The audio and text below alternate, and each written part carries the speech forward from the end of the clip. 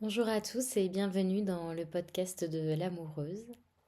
Je vous reviens après une courte pause et aujourd'hui j'aimerais vous parler d'un livre qui a clairement changé ma vision des choses et qui m'a beaucoup aidée pendant cette petite pause. Ce livre s'intitule Tu verras, les âmes se retrouvent toujours quelque part. Alors effectivement, ça parle de spiritualité, ça parle d'âme sœur, plutôt d'âme jumelle. Mais si vous écoutez ce podcast, eh bien c'est sans doute que vous y croyez vous aussi, ou peut-être même êtes-vous dans un parcours de flamme jumelle vous-même.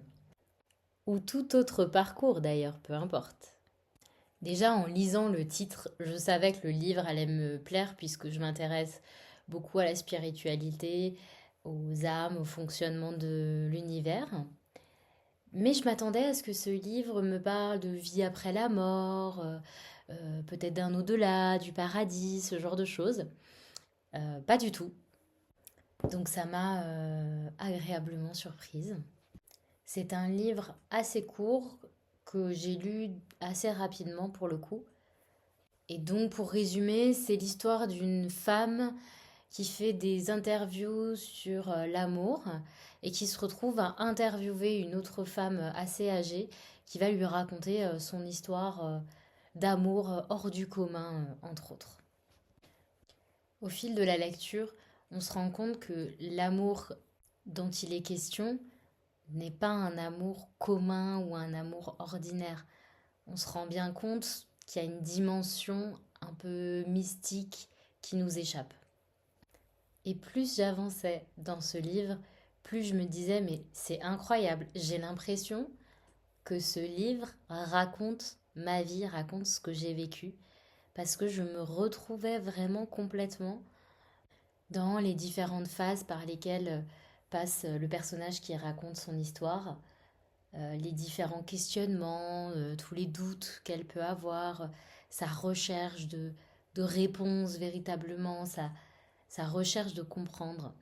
Ça m'a vraiment beaucoup parlé, beaucoup touché.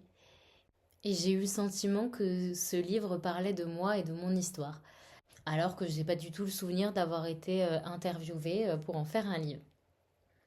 Bref, si je vous dis ça, c'est parce que je me rends compte qu'effectivement, il peut y avoir des similitudes dans les différents parcours de flammes jumelles. Et c'est pour ça qu'il y a une espèce de généralisation des différentes étapes du parcours. Mais véritablement, ça m'a fait beaucoup de bien de lire ce livre-là et ce témoignage-là. C'est comme si ça avait amené du concret, comme si quelqu'un avait montré aux yeux du monde, ah bah oui, mais ça existe, c'est réel, c'est tangible. Et d'une certaine façon, c'est presque comme si ça avait rendu mon histoire possible. Comme si finalement, ces moments de doute où je me dis peut-être que tout ça n'existe que dans ma tête, peut-être que tout ça n'est pas réel, et bien finalement, là, ça a mis du concret. Ça m'a montré que si, c'est possible et que d'autres personnes sont passées par là. Et puis aussi qu'il y a moyen de s'en sortir finalement et de se reconstruire, de se réinventer, quel que soit le moment où ce parcours nous tombe dessus d'une certaine façon. Deuxième chose qui m'a fait beaucoup de bien, c'est qu'il n'y a pas de notion de temps, en fait. Pas réellement. C'est-à-dire que d'emblée, j'arrive à situer que le personnage principal est une femme âgée qui va nous parler de son expérience qu'elle a vécue. Par contre, j'arrive pas bien à situer à quel moment de sa vie elle a rencontré cet amour hors du commun, combien de temps ça lui a pris de passer par telle ou telle étape. Ça, pas du tout.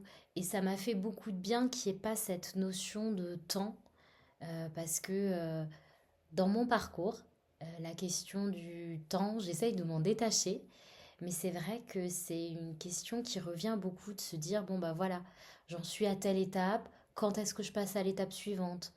Bon bah voilà, quand est-ce que ça va arriver? Quand est-ce que on pourrait avoir des retrouvailles? Quand est-ce qu'on pourrait être en réunion? Tout- la question du temps, finalement, chez moi en tout cas, elle est assez centrale. Et d'ailleurs, je me dis que je vous ai pas encore fait d'épisode là-dessus, mais que ça pourrait être intéressant. Donc, à suivre dans le podcast de l'amoureuse, un épisode spécial sur la notion du temps chez les flammes jumelles.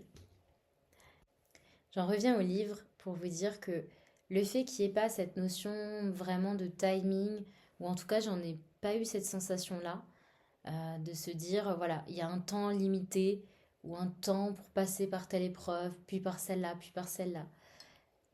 Bah ça m'a fait beaucoup de bien en fait.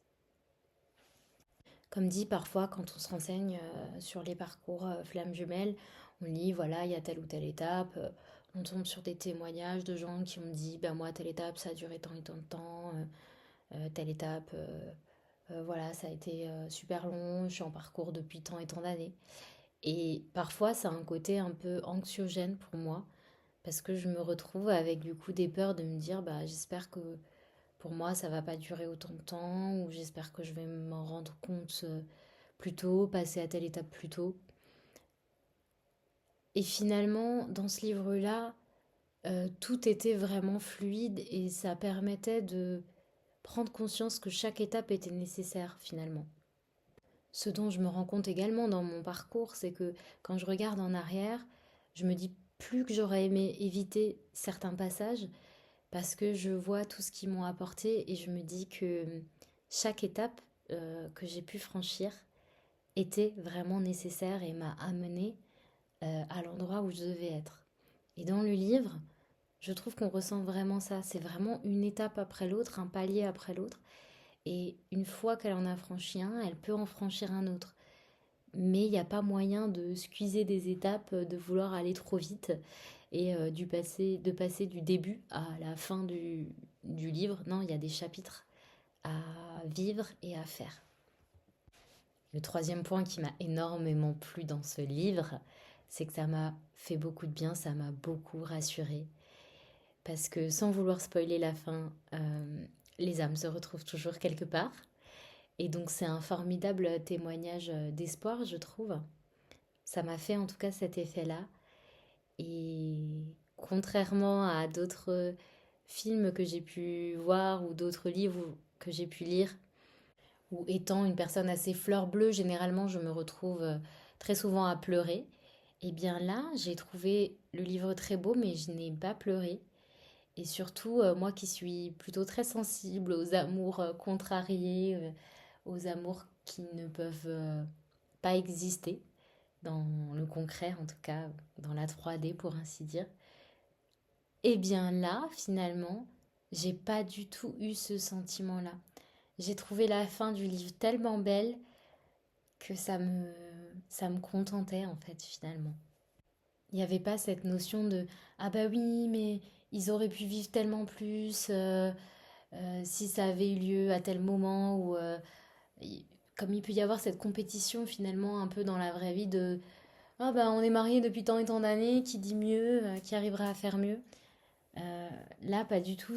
La fin est tellement belle que c'est une véritable promesse d'amour pour l'éternité finalement. Et j'ai trouvé ça magnifique. Et franchement, ça m'a fait énormément de bien et ça m'a beaucoup rassurée. J'espère que je vous en ai pas trop dit, mais en même temps, c'était difficile pour moi de pas vous dire comment je me suis sentie à la fin du livre et ce que ça avait pu m'amener comme émotion. Je trouvais important de vous partager mon ressenti sur ce livre dans ma globalité. Et vraiment, c'est un livre qui m'a fait beaucoup de bien, qui m'a fait me sentir entourée. Ça m'a permis de dépasser mon sentiment de solitude, parce que je ne vais pas vous le cacher et ça n'en surprendra peut-être aucun d'entre vous. Mais effectivement, il y a des passages dans la vie qui sont plus solitaires que d'autres. Et dans un parcours de flamme jumelle, eh bien, très souvent, il y a une certaine épuration et il y a des moments où on peut se sentir un petit peu tout seul.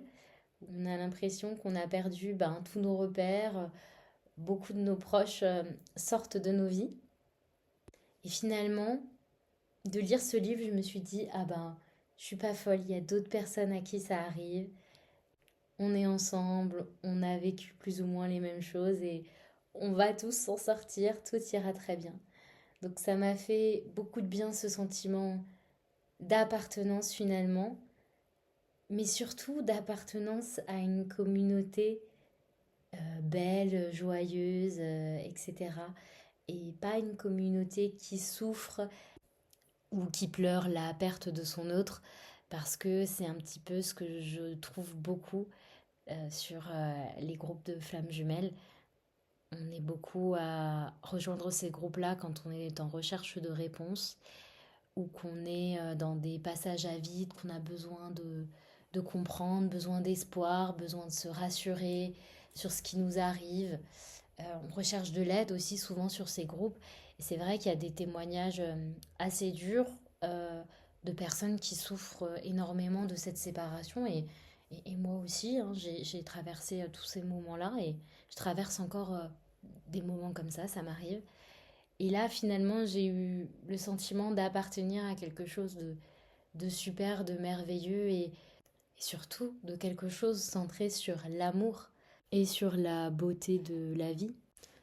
Donc vous l'aurez compris, je vous encourage très vivement à lire ce livre que je trouve vraiment de toute beauté et que j'ai conseillé à plusieurs personnes dans mon entourage. Et n'hésitez pas à venir me dire dans les commentaires si vous l'avez déjà lu ou si vous avez l'intention de le lire ou à revenir une fois que vous l'aurez lu pour me dire ce que vous en avez pensé. Donc pour rappel, le titre c'est Tu verras, les âmes se retrouvent toujours quelque part, écrit par Sabrina Philippe. Voilà, j'espère que cet épisode vous aura plu. J'ai été très heureuse de partager ce moment avec vous et je vous remercie sincèrement pour votre écoute. Et comme toujours, je vous dis à très bientôt pour un nouvel épisode sur le podcast de l'amoureuse.